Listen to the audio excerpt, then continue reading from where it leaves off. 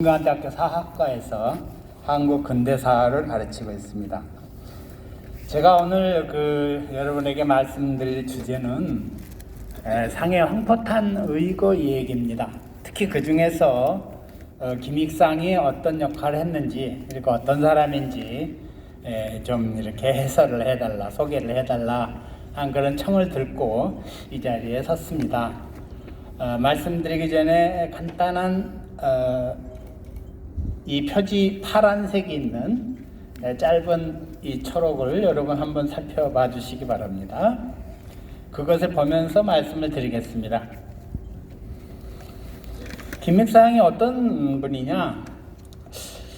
김익상은 의열투사인데 남다른 그런 특정한 점이 있습니다. 어떤 점에서 그런가? 여러분, 의열투쟁이라는 게 뭡니까? 다른 어떤 종류의 투쟁하고 달리 내부의 결의 정도가 매우 비상하게 갖춰져야만이 가능한 그런 투쟁입니다.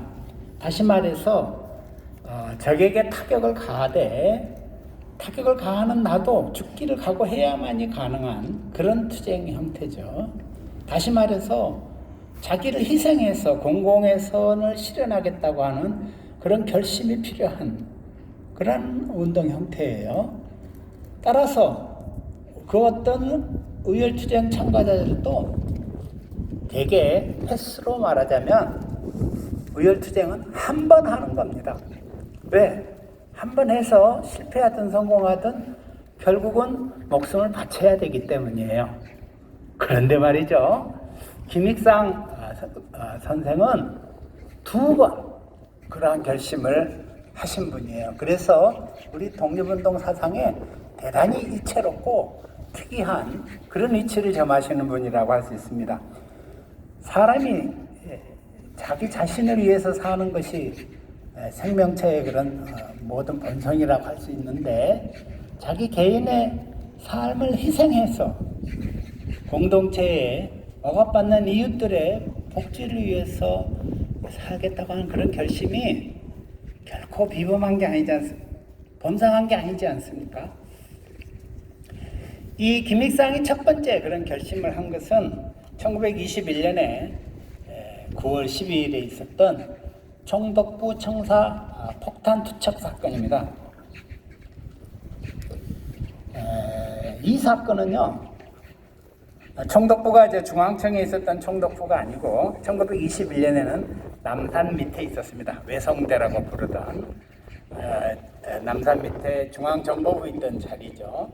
거기에 총독부가 있을 때 그 총독부에 비밀리에 잠입을 해서 대낮에 무려 폭발탄을 2발이나 터뜨린, 2번 터뜨렸으나 결국 그러한 2발을 던졌는데 1발만 터뜨렸다는. 근데 이제 중요한 점은 식민지 통치의 핵심 권부 내에서 그것도 대낮에 불의의 그런 폭탄 공격을 받은 것이죠. 정말 놀라운 일입니다.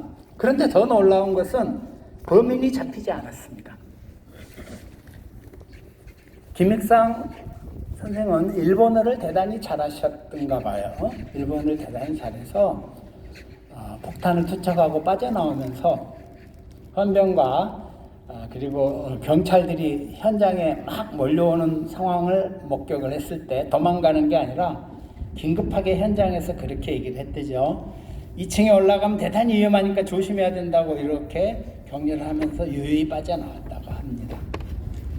일본어가 대단히 능해서 중국 신의지를 통해서 철도편으로 서울로 잠입해 들어올 때도 당시 철도를 이용하는 건 대단히 위험한 일이었는데요.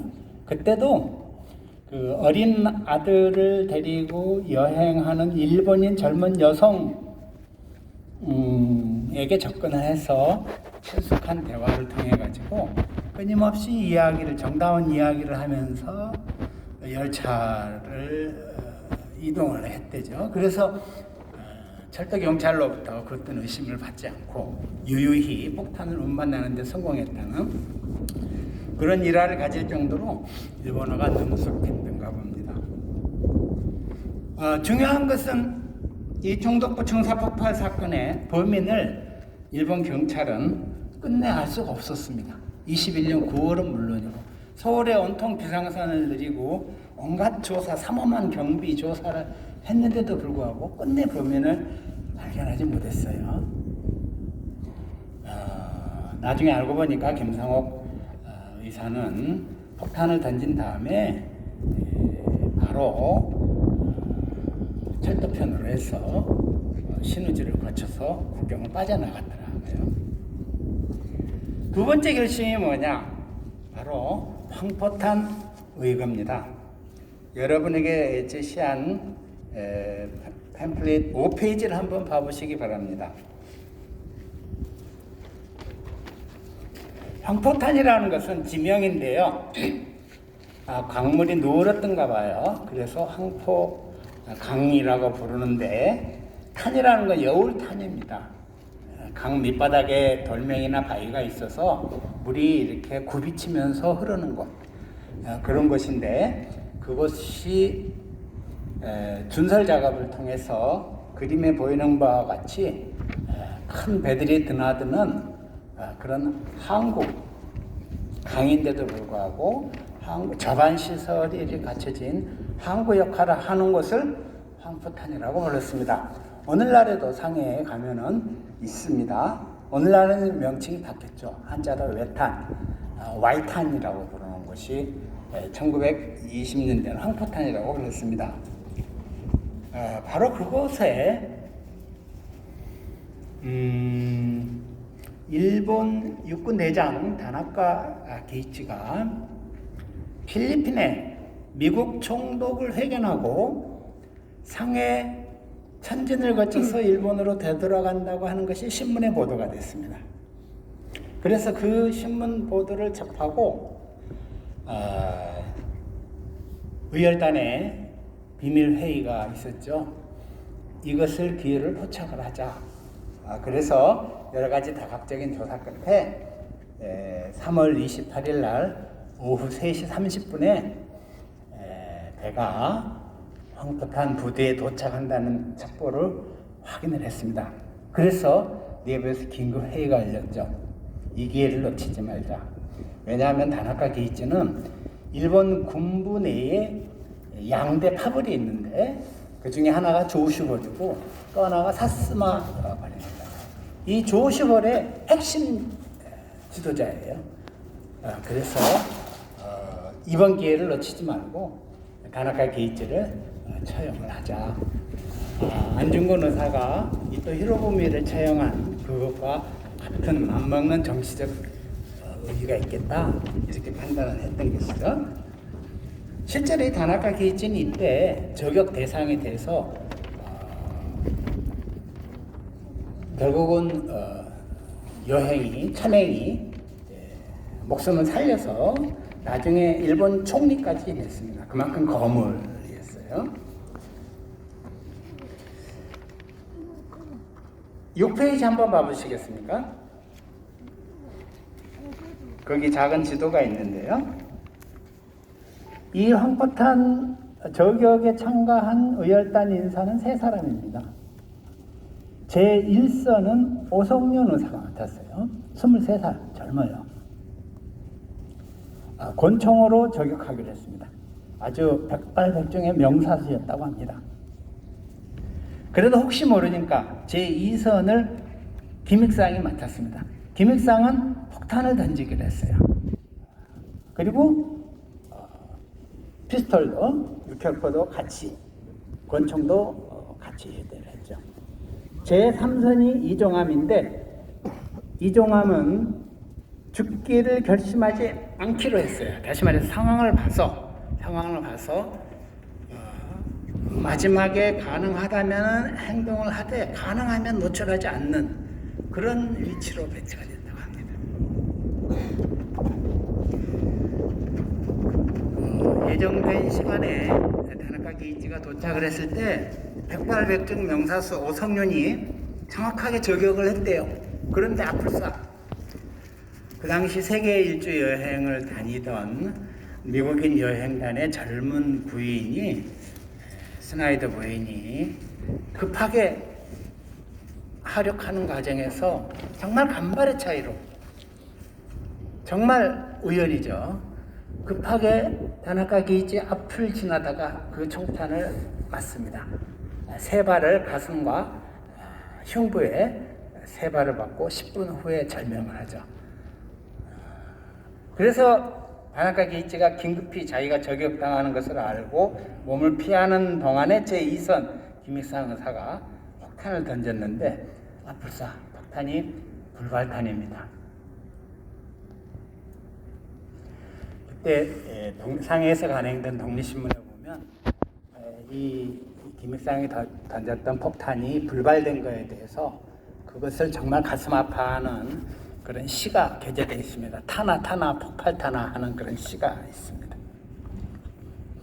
그래서 김익상의 품에 지니고 있던 권총으로 저격을 시도했는데 이미 상황이 급변된 상태라서 정확하게 맞출 수가 없었다고 합니다. 그래서 두 사람은 이제 상황이 아수라장이 됐겠죠. 혼란스럽고 사람이 쓰러지고 총알이. 그래서 현장에서 도주하기로 결심을 했는데, 자 보십시오. 그 작은 지도에 북쪽으로 위쪽으로 이렇게 올라가다가 왼쪽으로 꺾어서 다시 위로 올라간 사람이 김익상입니다. 그리고 왼쪽으로 해서 밑으로 내려오다가 체포된 사람, 이 사람이 오성윤입니다. 그래서 두 사람은 현장에서 체포가 돼가지고 7페이지에 있는 일본 총영사관 경찰부의 유치장에 수감이 됐죠. 자, 이게 황포탄 사건 전부입니다. 그런데 이 황포탄 사건에는 놀라운 이야기들이, 영화보다 더 드라마틱한 이야기들이 숨어 있습니다. 그 이틀 전에 의열투쟁을 결심하기 그 이틀 전에 의열단 비밀회의가 상해에서 열립니다. 석별년이죠. 3페이지 봐보시겠습니까? 거사 이틀 전야 프랑스 조계의 101호 정운리 18호라고 하는 그곳에서 8사람이 밤에 몰래 모여서 회의를 합니다. 이유는 뭐냐? 유언을 듣기 위해서예요. 죽기를 결심한 두 동지 오성윤과 김익상의 유언을 듣기 위해서 살아있는 동료들이 모여서 듣는 그런 자리였어요. 거기서 김익상이 남긴 유언이 이겁니다. 4페이지 한번 보시죠. 4페이지 오른쪽 위에 이렇게 좀 구겨져 있는 그런 편지 같은 거 보이십니까? 놀랍죠? 이 편지가 발견이 됐어요. 이 사료가 원본이 거기에 이렇게 적혀 있습니다. 약산에게, 의열단 지도자 약산에게 다른 사람들의 말을 너무 쉽게 듣지 말라. 너무 믿지도 말아야 되겠다. 김은봉 선생이 말을 잘 들어줬던가 보죠. 그리고 그 밑에 약산에게 부탁하는데 내 딸을 공부시켜서 여성혁명가가 되도록 교도하기를 부탁한다. 이걸 마지막 유언으로 남겼습니다. 김익상에게는 3살 난 딸이 있었어요. 이름이 점석이었대요. 그 딸이 밟힌 거죠. 눈에 밟힌 거예요. 목숨을 던지기를 결심한 자리에 딸의 교육을 동지들에게 맡기고 투쟁의 현장으로 출발했던 것입니다.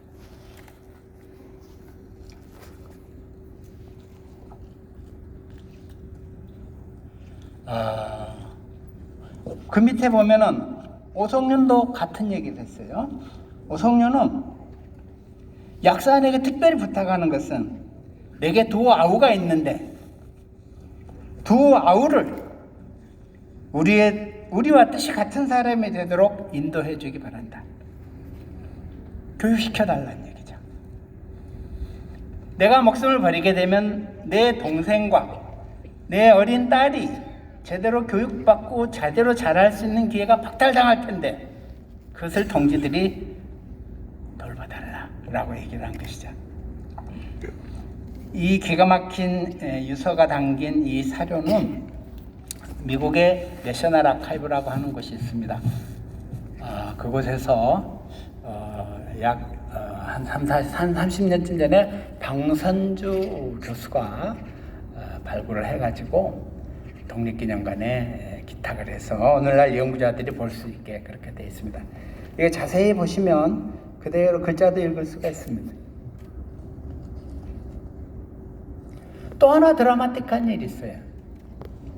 상해 영사관 경찰에 체포됐던 2명의 피고인 가운데 오성룡이 탈옥을 합니다. 놀라운 일이죠. 탈옥을 해요. 그 탈옥할 때 썼던 주머니 칼, 이게 유명한 히고노가미래요. 아주 작은 이 칼을 이용해서 감방에 같이 수감됐었던 일본인 잡범하고 협력을 해가지고 둘이 같이 탈옥하는 놀라운 그런 드라마들이 있습니다. 그 후에 그러면 어떻게 됐느냐? 김익상은요, 일본 재판을 받고 사형 선고를 받았어요. 죄가 여럿이죠. 조선 총독부에 투탄했죠. 그 다음에 일본군 육군 대장 암살하려고 총을 쐈죠. 사형 선고를 받았습니다. 사형 선고를 받았는데 일본 나가사키 지방재판소에서 형을 받았어요. 재판을 했어요. 그래서 형무소도 이 서대문 구치소가 아니라 일본에 있는 나가사키, 구마모토, 그 다음에 가고시마 형무소를 이렇게 전전하는 그런 방식으로 수용을 했는데 일본 천황이 즉위하고 그 다음에 일본 황태자가 결혼을 하고 이런 것 등등의 은사조치, 특사조치가 있어서 3번에 걸쳐서 형이 감형이 돼서 13년간 실형을 받았습니다. 그래서 1936년에 형기를 마치고 출감을 했어요. 출감을 했는데 가족이 누군가? 아까 그 어린 딸을 부탁한다고 그랬죠? 오전에 우리가 김익상 본적지터라고 하는 곳이 김익상 선생이 결혼을 해가지고 신혼살림을 차린 곳입니다. 신혼살림을 차린 곳인데 자기 집은 아니고 셋집이었어요. 그 셋집에서 어린 딸을 낳고 오손도손 중국에 망명하기 전에는 그 집에 있으면서 광성 연초회사 기계 직공으로 일을 했던 사람이에요. 그런데 1921년에 연초 전매제도, 담배 전매제도가 시행이 되면서 김익상이 만주에 있는 봉천에 지사를 설치를 하는데 파견이 됩니다. 그래서 광성 연초 회사에 봉천지사 기계감독으로 파견이 되는 것이죠. 바로 그때 그걸 이용을 해서 김익상은 정치적 망명을 결행을 하는 것이에요. 그러니까 그 본적지 터라고 하는 것은 본적지는 신혼살림을 차렸다가 만주를 통해서 망명하기 전까지 살았던 바로 그런 것인데 바로 거기에 어린 딸이 있었던 것이죠. 맨 마지막 페이지 보면 1926년인가 동아일보 기사에 인터뷰 기사가 나옵니다. 김익상의 가족들이 어떻게 살고 있는가. 거기에 보면은 아주 형편이 어렵더라고요. 어려운 형편에서 딸 하나 7살까지 자랐어요. 점석이가 7살까지 자라서 그 딸을 데리고 송씨 부인이 이렇게 어렵게 살고 있다고 하는 것이 묘사되는 그 기사가 나오는 것으로 더 이상 가족에 대한 정보는 역사가들이 찾지 못하고 있습니다. 해방이 됐어요. 1945년에 김원봉 의백이 김원봉 단장이 귀국해가지고 의열투사들의 가족을 찾았습니다. 특히 김익상의 가족을 찾았어요. 어린 딸이 생각나잖아요. 유서를 들었는데. 그랬더니 가족은 결국 찾지 못하고 오촌 조카를 만났습니다. 1936년에 감옥에서 나온 김익상이 오촌 조카에게 몸을 의탁을 했다고 합니다. 그때 가족이 어떻게 됐는지, 송씨 부인과 어린 딸은 어떻게 됐는지에 대한 정보는 없고 이 오촌 조카 김기복과 같이 살았다는데, 이 김기복이 김익상의 마지막 말을 김원봉 단장님한테 전해주는 거죠. 요주의 요시찰 인물에 대해서 계속 경찰이 쫓아다녔는데 결국 1904 감시 형사와 격투를 벌이다가 한강 근처에서 투신한 것으로 안다. 김기복 조카가, 오촌 조카가 김원봉 단장하게 했던 김익상의 마지막 말입니다. 자, 의열투사가 투쟁에 앞서서 헌신을 결심하기 전에 눈에 밟히는 건 어린 가족들이에요. 어린 딸의 교육을 위해서 노력하는 것은 김익상의 동지들뿐만 아니라 바로 우리 공동체 구성 사람의 그런 책무가 되는 것 같습니다. 자, 그런 것들이 여전히 우리에게 역사적 사명으로 남아있다고 생각이 되고, 이와 같이 기리고 노력하는 것들이 그런 과정 중에 하나가 아닌가 이렇게 생각합니다. 감사합니다.